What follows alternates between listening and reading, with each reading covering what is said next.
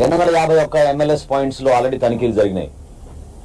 అదేవిధంగా fair price dealers మరియు mobile dispensing units MDUs అంటాం, ఈ వాహనాలు ఏవైతే తీసుకొచ్చి వీళ్ళు పంపిణీ చేస్తున్నారో వాళ్ళు సక్రమంగా పంపిణీ చేస్తున్నారు లేదా అనే బాధ్యత మా జిల్లా యంత్రాంగం పైన ఉంటుంది.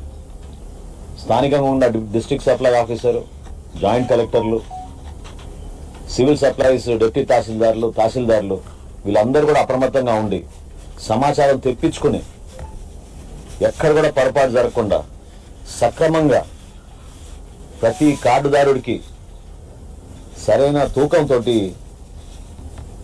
బియ్యం అందించే ఈ కార్యక్రమాన్ని జాగ్రత్తగా నిర్వహించాల్సిన బాధ్యత వాళ్ళందరిపైన ఉంటుంది. ఇంకా ఎన్నో మార్పులు తీసుకొస్తాం రాబోయే రోజుల్లో.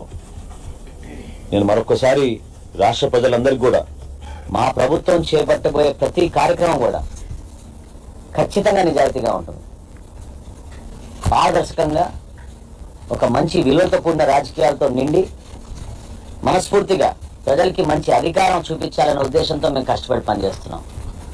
సో ఈ వ్యవస్థలో ఉన్న ప్రతి ఒక్కరూ దయచేసి వాళ్ళు కూడా ఆ మార్పు చూపించాలి. కష్టపడాల్సిన అవసరం వచ్చింది. మన రాష్ట్రాన్ని మనం కాపాడుకోవాలి.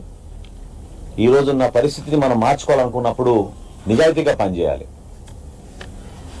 అందులో భాగంగా గత వారం రోజుల నుంచి మీరు చూశారు, రాష్ట్ర వ్యాప్తంగా ఎక్కడైతే బియ్యం అక్రమంగా ఎగుమతులకు పాల్పడుతున్నారో, ఒక అడ్డాగా కేర్ ఆఫ్ అడ్రస్గా కాకినాడ పోర్ట్ని మార్చేశారో అక్కడ తనిఖీలు విస్తృతంగా చేశాం. ఇప్పుడు వరకు మేము చేసిన తనిఖీల్లో 35,404 మెట్రిక్ టన్నులు సీజ్ చేయడం జరిగింది. ఈ 35,404 మెట్రిక్ టన్నులు సీజ్ చేసినప్పుడు సుమారుగా చూచాయిగా 159 కోట్ల రూపాయలు దాని విలువ. ఇది బహుశా ఇది ఏ రాష్ట్రంలోనూ ఈ విధంగా జరిగి ఉండదు. ఈ ఫుడ్ మాఫియాని మాత్రం మనం ఎట్టి పరిస్థితుల్లో కూడా ఉపేక్షించే సందర్భం రాకూడదు.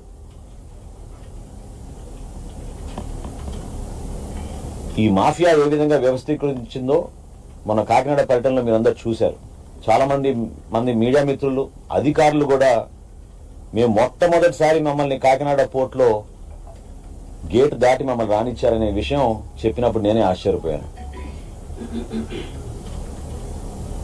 ఒక అడ్డగా మార్చేసి ఎవరిని కూడా దగ్గర రానికుండా అక్రమంగా పేద ప్రజల డబ్బు దోచుకుని పేదవాడి పొట్టగొట్టి వీళ్ళు ఈ విధంగా ఎగుమతులు చేస్తున్నారంటే ఇతర దేశాలకి ఒక్కసారి మీరు తలుచుకుంటేనే ఆశ్చర్యపోవాలి. ఇది కేవలం కాకినాడ నగరంలో పోర్టు సమీపంలో ఉన్న గోడౌన్స్ వరకే మేము సీజ్ చేసిన విషయం.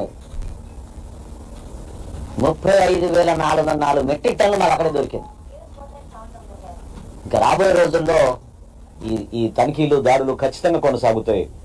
అనేక జిల్లాల నుంచి మాకు సమాచారం వస్తుంది. నేను ఒక భరోసా ఇవ్వబోతున్నాను. ఖచ్చితంగా ఆ మార్పు నెల రోజుల్లోనే మేము చూపిస్తాం. పబ్లిక్ డిస్ట్రిబ్యూషన్ సిస్టమ్ ద్వారా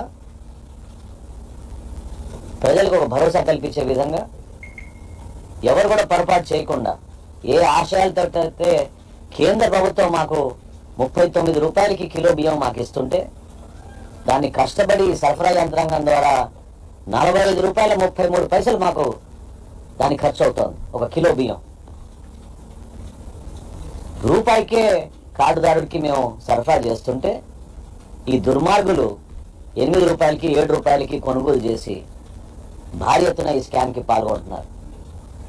దయచేసి రాష్ట్ర ప్రజలు కూడా ఆలోచించుకోవాలి. మీరు ఈ పొరపాటులో మీరు కూడా భాగస్వాములు కాబాకండి. ఎంతవరకు మనకి బియ్యం అవసరమో, ఏ విధంగా దాన్ని మనం జాగ్రత్తగా వాడుకోవాలో ఈ ప్రభుత్వం మీకు అందిస్తున్న కానుక ఇది. దాన్ని గౌరవించండి. ఒక రైతు పడే కష్టాల గురించి గతంలో అనేక జిల్లాల్లో పవన్ కళ్యాణ్ గారు నేను పర్యటించినప్పుడు మేము చూసాం. పంట పండించిన తర్వాత 3-4 రోజులు లారీ కింద పండుకొని మిల్లర్ల దగ్గర పోయి బతిమలాడుకోవాల్సిన పరిస్థితి తీసుకొచ్చారు గత ప్రభుత్వం.